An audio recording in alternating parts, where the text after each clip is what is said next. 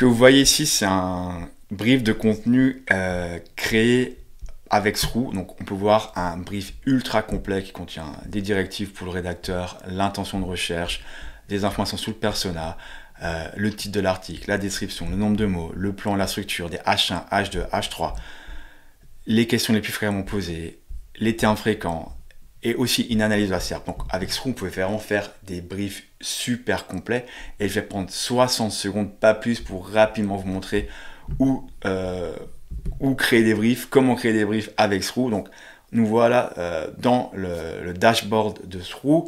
Pour créer votre brief, c'est simple, vous pouvez cliquer sur brief, ensuite il faut entrer votre mot-clé, disons que je veux parler de rédaction SEO. On continue, on choisit la SERP que vous voulez analyser, parce que tous les briefs de Sroux sont liés à une analyse de la SERP. Donc Sroux va extraire des données de la SERP, des données de vos concurrents pour justement pré-remplir ce brief et vous donner plein d'informations clés à partager avec votre rédacteur. Donc choisissez la SERP française ou toute autre SERP. Ensuite, on peut aussi choisir un modèle de brief et lancer la création. La partie brief se trouve ici, donc créer le brief, il y a tous vos briefs ici. Donc quand on édite un brief, on arrive sur l'interface qui ressemble à ça, et ça c'est l'interface justement pour le stratège SEO, pour l'expert SEO. En fait, ici il a tous les éléments pour remplir un brief, et on peut voir que des éléments sont déjà pré-remplis.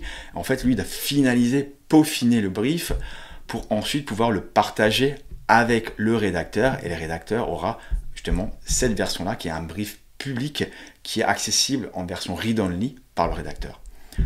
Pour continuer avec les fonctionnalités, ce que j'ai dit, je prenais que 60 secondes, on peut aussi créer des modèles de brief avec Sroux. Donc chaque brief est fait de différents blocs. On peut voir les blocs ici.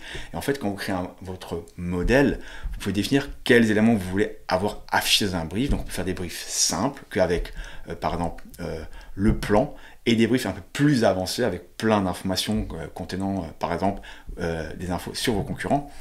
Et au final, une autre fonctionnalité avancée, c'est créer des petits prompts qui permettra aussi d'influencer l'IA dans la façon dont elle doit se comporter et dans la façon dont elle doit structurer justement votre brief. Donc il y a plein de fonctionnalités ultra puissantes pour créer des briefs de rédaction avec Sroux.